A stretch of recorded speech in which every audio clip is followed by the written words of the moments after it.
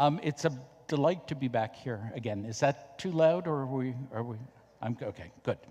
And today we're going to talk about the Silk Road, or the Paper Road.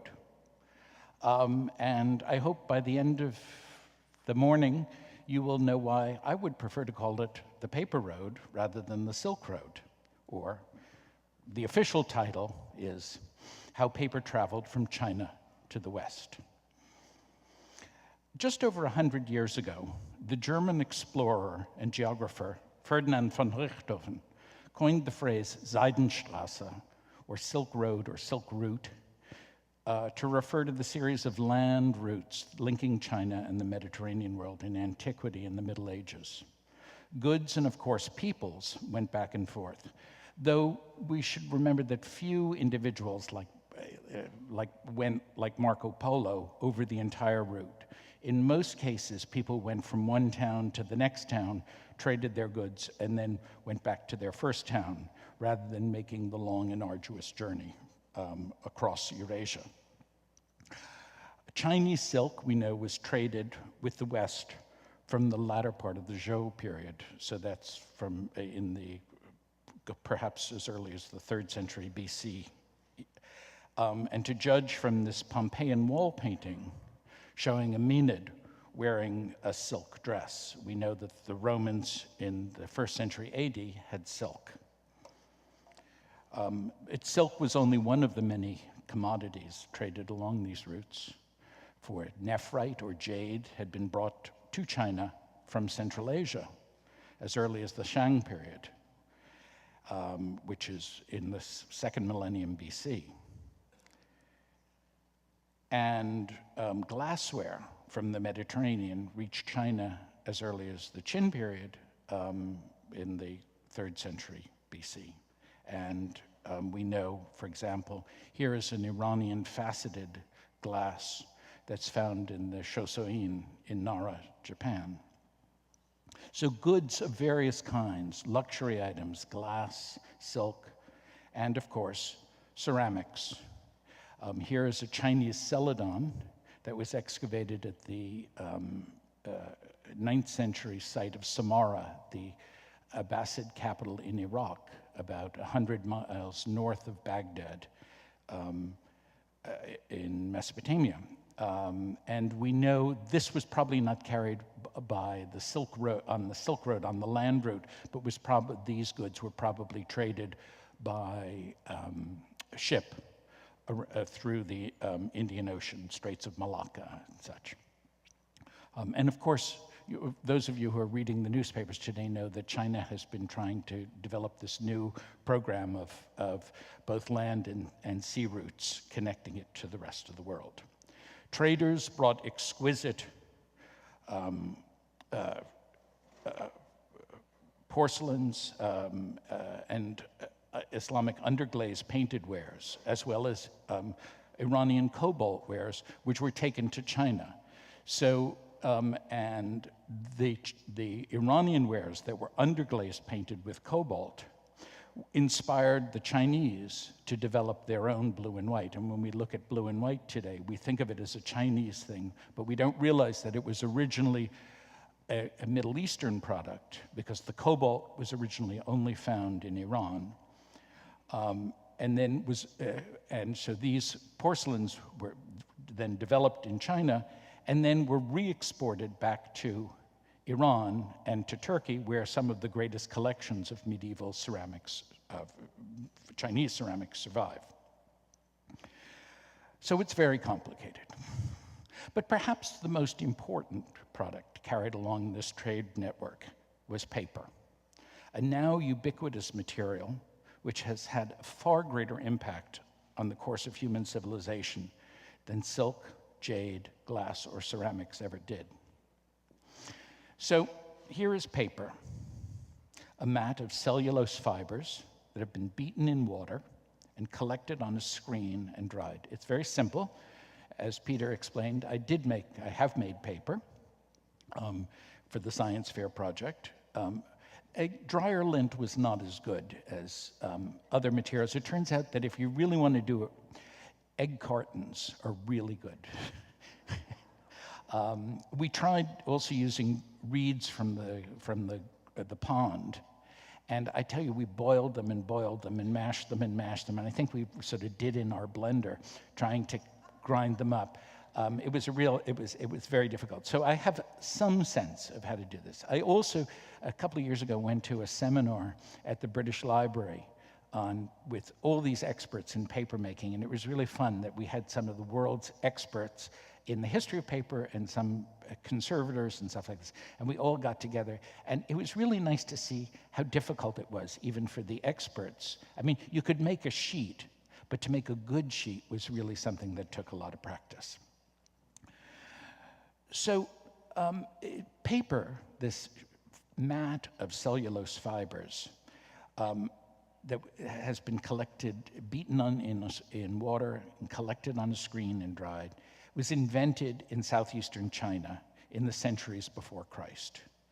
It can be made from any kind of plants, or many kinds of plants, bamboo, paper mulberry, ramie, hemp, or from waste materials that are made from plants, such as rags, ropes, or old fishing nets.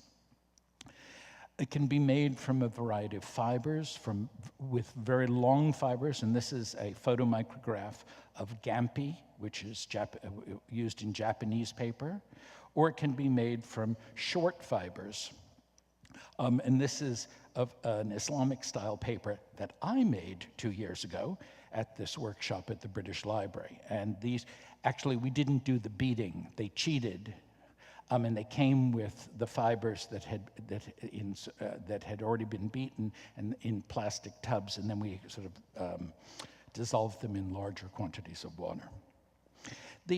And here's the only bit of science you're going to have today. When you beat these cellulose fibers in the presence of water, the ends of the fibers sort of get frayed. And when they get frayed enough in the water, which is H2O,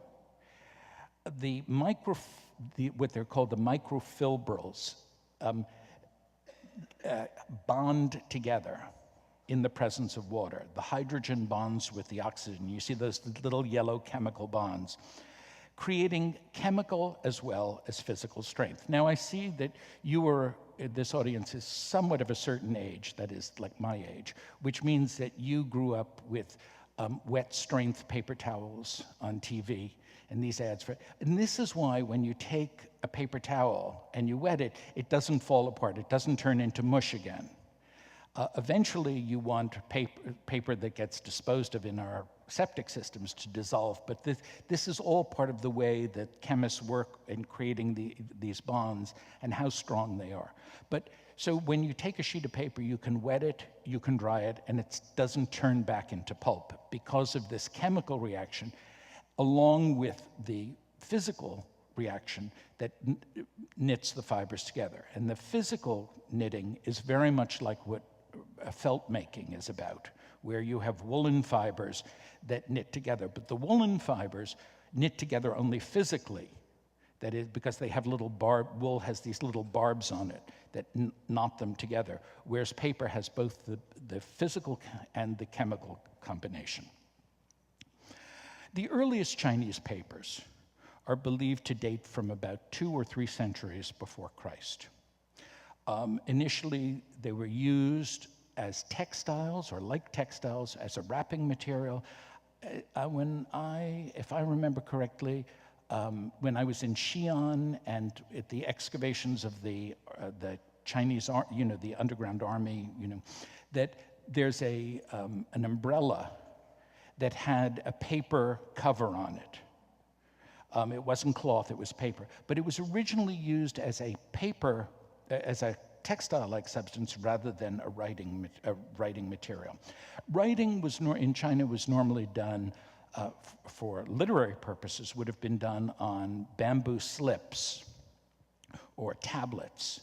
And this is a set of these. They were cut from bamboo, which grows long and tall, and you cut these narrow slips. And of course, this shape led to the nature of Chinese writing in vertical columns. Now, you can imagine this is fine if you want to write your shopping list, or a short note to a friend. But if you're writing a novel like War and Peace, it makes it a little complicated. One, how do you get all that many slips? And two, how do you keep them together in order? And of course, they would have been strung together with cords. And you can imagine that any substantial text becomes kind of heavy and cumbersome. Also, it's difficult if you need to do a picture to illustrate something. It's difficult to do a picture on something like bamboo slips, as perfect as they are. And so you needed another material, and the material was silk textile, silk cloth, where you could do a drawing or a painting on the cloth. But as the Chinese saying went, bamboo was heavy and silk was expensive. And so another material came to the fore, and that, of course, was paper. Although the Chinese initially made paper from refuse fibers, and as I understand, and I'm not a sinologist and I don't know Chinese, but the character for paper, zhe, has one element that suggests that it has something to do with refuse fiber or something like that. But the Chinese soon found that they could make it from the inner bark of several woody shrubs, such as bamboo or paper mulberry and rattan, that grew well in the southeastern climate, the moist and humid climate of southeastern China. And from then on, waste fibers were not, the Chinese really didn't use waste fibers anymore in paper making. And so that really is, you just don't see it. It's always made from these inner bark. And what you would do is you would take the bark off the shrub, and you grew these shrubs for paper making, so you would coppice them, which means that you cut them down every year after they've sent up sort of shoots, and then take off the bark of the shoots and scrape off the inner bark, which is the part that you want, the white part, and you boil it and you soak it and you beat it and stuff, and eventually you get the cellulose out of it. Paper mulberry, which is not Morus alba, which is or white mulberry, the one for silk, but is an entirely different species, is, as you can see, Brusonetia papyrifera, and is native to southeastern China. But a couple of years ago, I was in Oxford, in England, in a college garden, and there is this tree growing there, which is paper mulberry. So you could grow it in England, but I don't think you can grow it to make enough. You wouldn't be able to make a lot of paper out of that. Anyway, so paper is developed in this area of China. In the centuries before Christ, and according to Chinese legend, that at the end of the first century, beginning of the second century, so about 100 AD, or of the Common Era, paper was invented. Now, that isn't really true. We know it was invented a lot earlier. But the Chinese sort of say that Cai Lun, this individual, invented paper. What they mean is that at this time, around 100 of our era, the Chinese began using paper for writing seriously.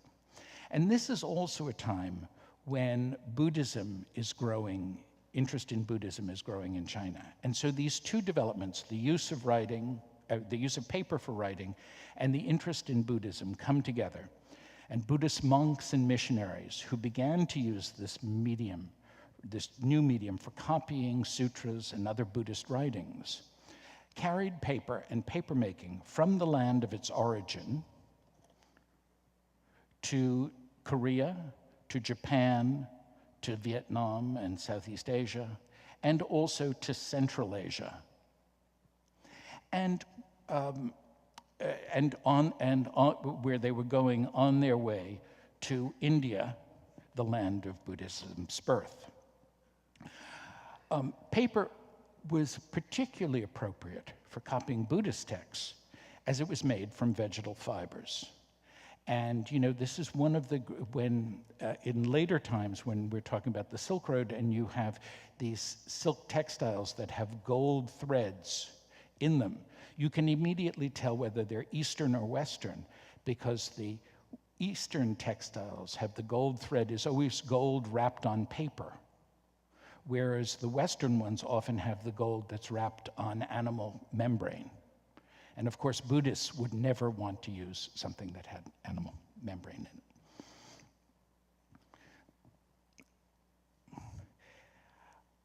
The arid Central Asian climate was quite different from that of subtropical China. And paper makers in Central Asia were forced to find different materials with which to make their product. It seems likely that Central Asian paper makers were the first to rediscover that waste from textiles that were themselves made from plant fibers, including linen and cotton, but excluding wool and silk, which were protein-based animal fibers, impossible to use in paper making, could also make good paper. And sometimes you'll hear people say, oh, that was silk paper and stuff. There's no way you can make silk paper because silk doesn't have cellulose in it. So those fibers, our dollar bills, our currency actually has silk or used to have silk fibers in it, but those were to make it, to identify it as currency paper as opposed to, and perhaps to, but you could see these little different colored threads in it, but it had nothing to do with the strength of the paper. Anyway, and these Central Asian paper makers not only were making the best of available materials, but they may have found it easier to make paper from previously processed materials because the fibers required less beating. As you may remember from my experience with paper making, that it's a lot easier to make paper out of egg cartons, which have already been made already been beaten, than to start from scratch with the fibers from the garden. It's likely, at a relatively early date, that Buddhist travelers and missionaries brought paper and knowledge of paper making to India. But unlike elsewhere, paper making did not take hold in India for another millennium. And perhaps because there was already a ready supply of palm leaves. And this is one of these great mysteries, that here is a material which we all know is absolutely wonderful and very useful for all different kinds of things. And people don't always accept it because they often have a very good alternative. And so in India, there was this ready supply of leaves from the Talapat palm in particular, and they had developed a whole system of writing, a whole system of making books, and you can see that they would write horizontally using these palm leaves, which were kept together with a string. And so there was no need for paper.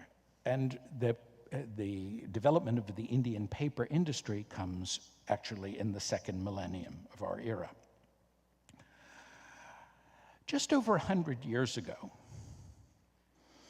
European, American, and Japanese explorers went to remote Central Asia to search for hidden treasures. And among them was the Hungarian-British Sir Aurel Stein and the Frenchman Paul Pelliot, and they both made it to the Buddhist site of Dunhuan and discovered great caches of ancient paper documents in the caves there. Dunhuan had been a way station on the route from China to India and also to the West, and had been a center of Buddhism. And it seems that many documents were put in one cave, in one particular cave, perhaps in the 10th century, or for safekeeping, because they feared invasions from foreigners. And so there were thousands of paper documents in this cave, discovered in this cave, and the large bulk of them now reside much to the annoyance of the Chinese, in the British Library in London and in Paris. One of the most famous, of course, is this, the Diamond Sutra, which is claimed to be the earliest printed book.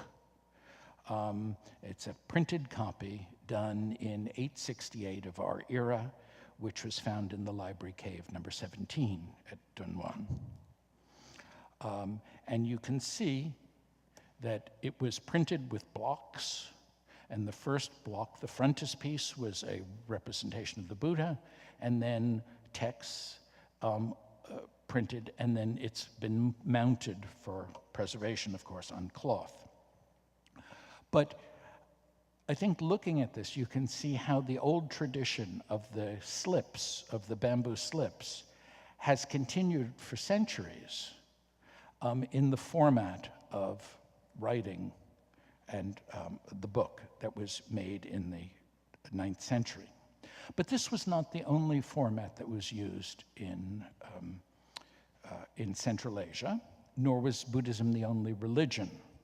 These are two sides of the same piece of paper from, this is in Berlin, and you can see there's this sort of peninsula over here. You can all see that peninsula, and that's the same as that peninsula, right? So you're seeing the front and the back. And here's a picture of some feast that's going on with a group of men sitting here, and there's a bowl with some fruit and stuff, and then some more men and some more maybe women on this side, and then on the other side there's another picture with some text in here. This is writing in Sogdian script, so a Central Asian language. This is a Manichaean manuscript. Now, but you can tell what kind of manuscript. You can tell by looking at these two images, what kind of format, that this could not have been a scroll taken from a scroll. And why not? Yeah, because on both sides, that a scroll is only written on one side, and this is written on both sides. So this, we know, must have come from a codex form of book, that is the kind of book that we know that has separate pages that you turn rather than, because it was illustrated and written on both sides. Everybody got that? Good. Okay. We also know that paper was not just used in Central Asia for religious purposes. It was used for all sorts of things. This is a letter, which is also in the British Library. Now, this was not found at Dunhuang, but was found at Watchtower number T12A, on in the border, the outskirts of Dunhuang by Sir Orlstein. And it apparently was found with four other items, four other written documents, and they are known as the ancient letters. And if you go to iranicaonline.org, which is this extraordinary encyclopedia of Iranian-related matters, there is a long, learned article on the subject of the ancient letters and their date. I will not get into the argument about the ancient letters, but the point is that they were written on paper, and they're letters. And this apparently, along with the other letters, was the contents of a mail bag that got lost or captured sometime in the 4th century of our era. I don't know, the postman went missing, got attacked, eaten by wolves, we don't know. But anyway, this is a letter to a merchant in Samarkand, and concerning, business dealings. So we know that this is not a medium. Paper is not a medium that's restricted only to the few. Sometimes you read that it was a secret process and such. No. I mean, paper was used by everyone who could get it. Here is another document from Central Asia. This was discovered at a place called Mount Mug in Tajikistan, and it is a letter from the archives of Devastich, who was the lord of Panjikent, the city in Sogdia, which is now in Tajikistan. And he was captured by the Arabs in 722. And before his capture, he moved his entire state archive, his important papers, bundled them up, and they took them from Panjikent, which was in the valley, and is a site that was excavated by Soviet archaeologists and now by Tajik archaeologists. But Panjikent was excavated, and he moved the archives from Panjikent up into the mountains to a cave. And in the 1930s, in 1933, a shepherd was herding his sheep up in the high mountains and went into this cave during a storm and discovered this archive. And there were letters and documents in Sogdian, the local Persianate language, Arabic, and Chinese, and they were written on leather, wood, and paper. So you can see that paper was one of the many writing media that was available, but it wasn't always available, and people used it whenever they could. Now, we should step back for a moment and think, we'd seen that silk textiles had been carried along the Silk Road from China across Central Asia to Iran and to the Byzantine Empire and to the Roman Empire, or to the Roman Empire and then the Byzantine Empire. And silk weaving had been introduced to West Asia under the Parthians and the Sasanians. So that's the 3rd century before Christ to the 6th century after Christ. Silk was probably cultivated in the Roman Empire by the 2nd and 3rd centuries, and certainly so it was desired. I mean, people thought this was a really great thing to have, silk.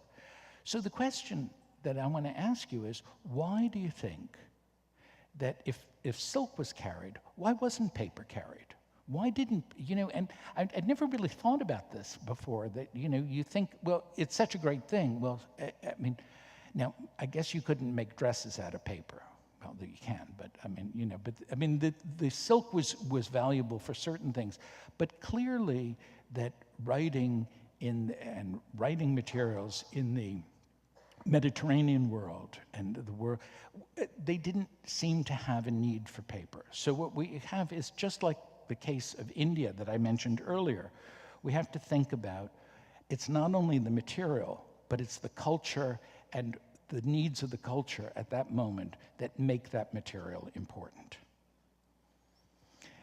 There's no evidence, absolutely no evidence, that paper ever traveled further west than Central Asia, either to Sasanian Iran or to the Mediterranean world under the Romans, where the media traditionally used for writing were two main flexible supports and then some other ones. There was papyrus and there was parchment.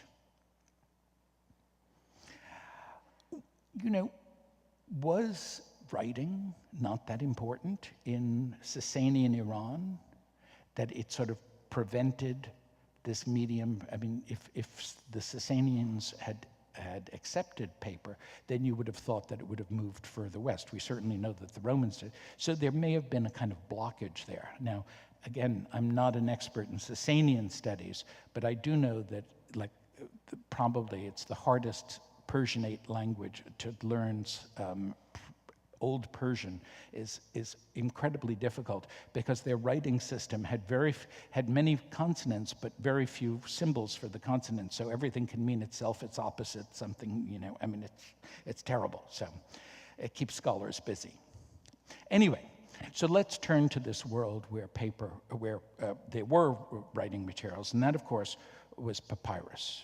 And papyrus, as you all know, had been used in Egypt as a writing material since at least 3000 BC.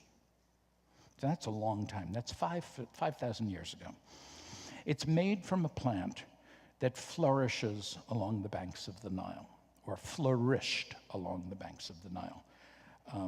They now grow papyrus in Egypt, and when you go to Cairo, you can buy, papyrus and stuff. But as I understand it, because of the dams that were put on the Nile in the 19th century and 20th century, that because it changed the patterns of irrigation and such, that these wild reeds no longer grew, and they all died out.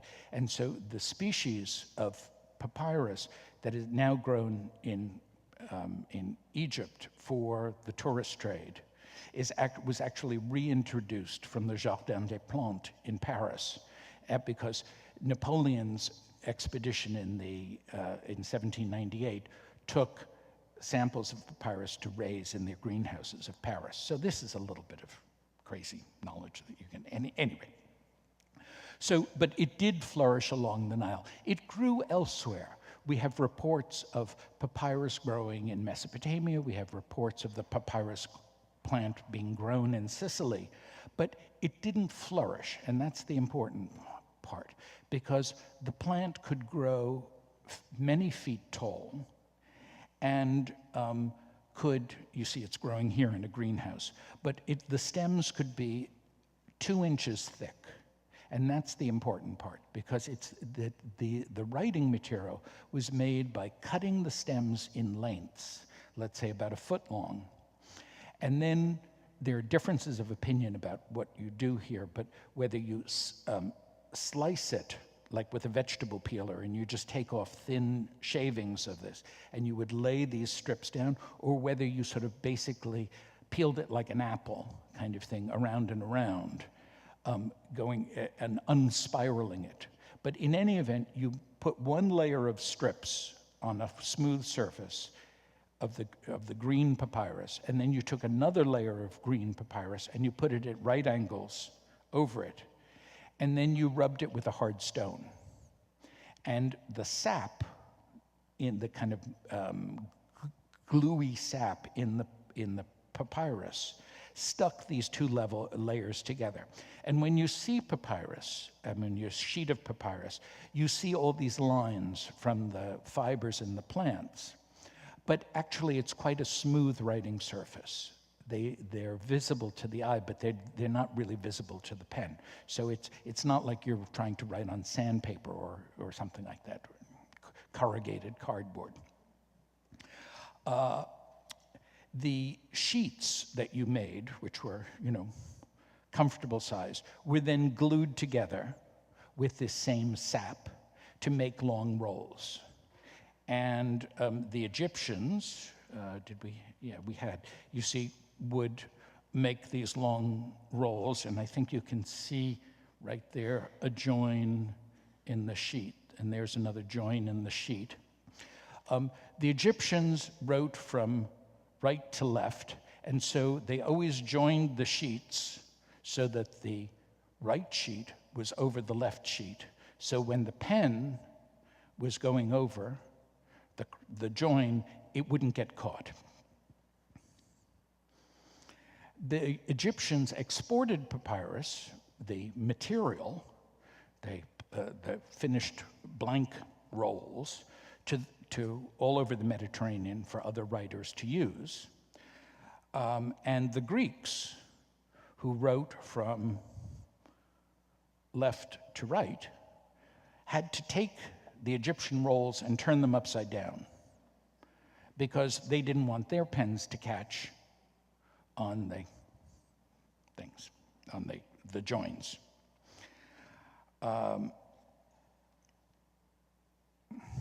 Many of our words for writing materials come from papyrus. Papyrus itself is the Latin for the papyrus plant, and that has given us the words paper in English, papier in French, and papier in German, papel in Spanish.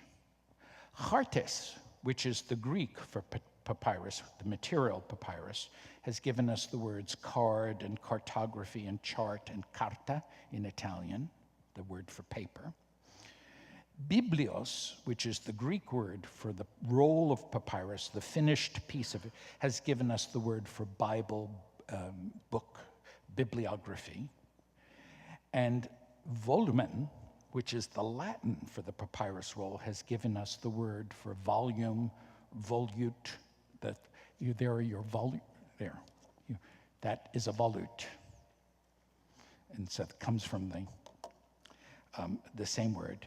And of course, pagina, the Latin for the text column, has given us the word for page.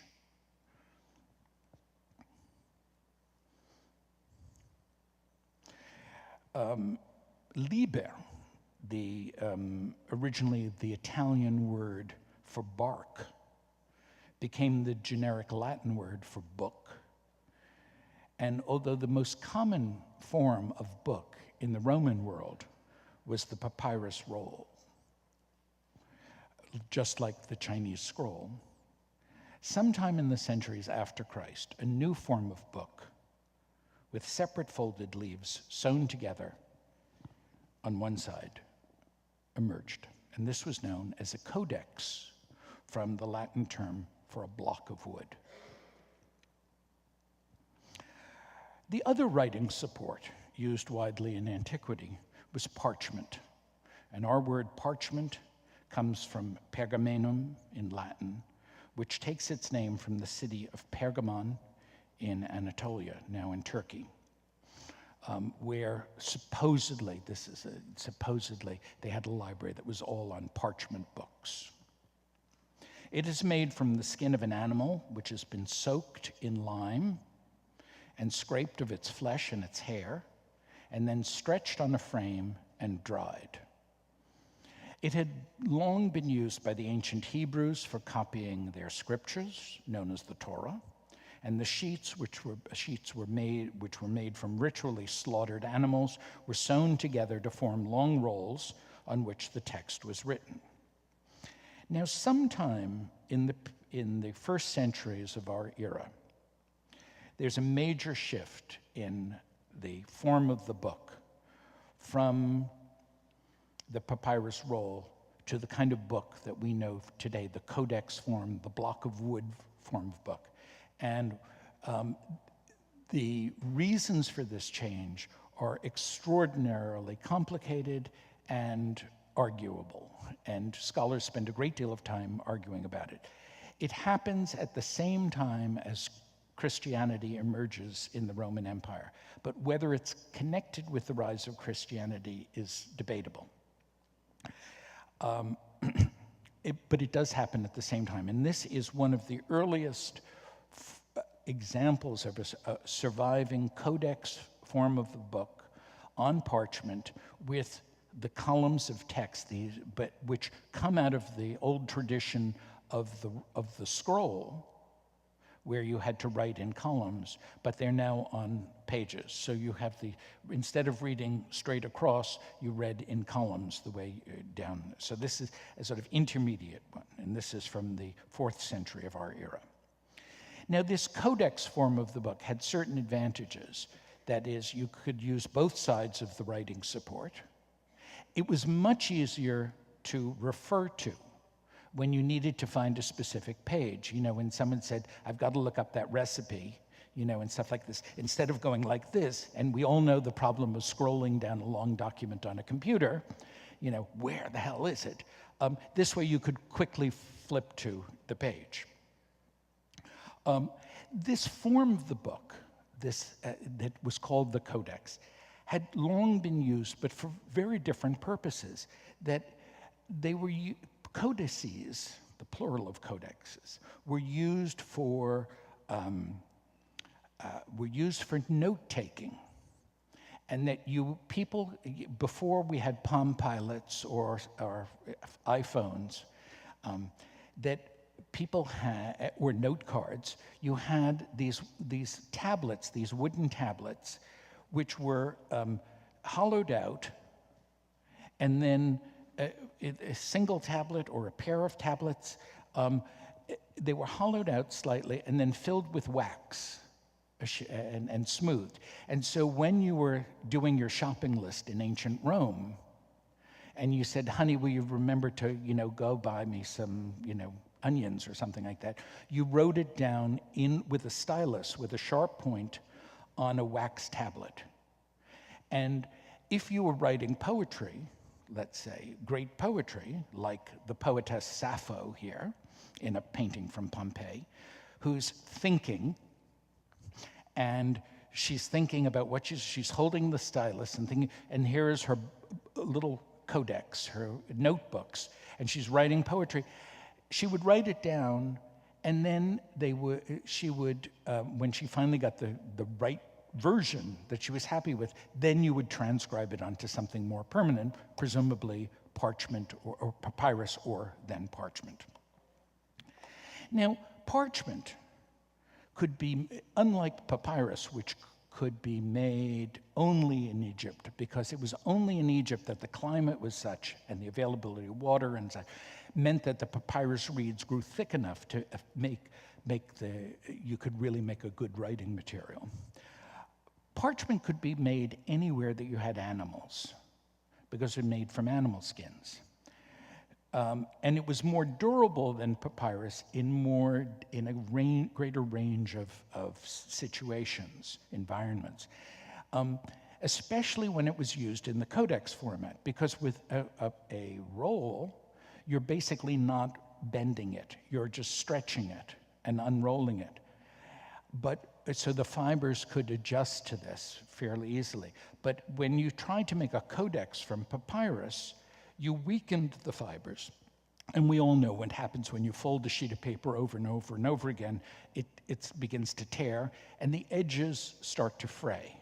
And of course, the codex had more edges and a lot more folding. So parchment was was more suitable for the codex format, because of the repeated folding and the exposed edges.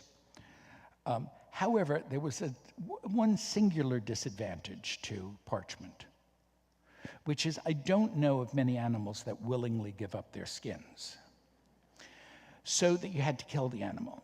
And that made it not only expensive, but it meant that there was a lot of kebab for dinner, I mean, that you had to do something, you had to do something else with the rest of the animal. I'm glad you like that. So the first copies, when we get to the coming of Islam, that the first copies of the Quran, which Muslims believe is the word of God revealed to the Prophet Muhammad in the 7th century, that when it was first copied down, it was copied down on parchment sheets. Muslim tradition says that people initially copied down the sayings of the Prophet on whatever was available. So there was papyrus, there were bones, there were pottery shards and stuff like this. But when it was collected as a book, it was always in a parchment codex. And this is one of the very earliest copies, probably dating from the 7th century, so within a few decades of the death of the Prophet.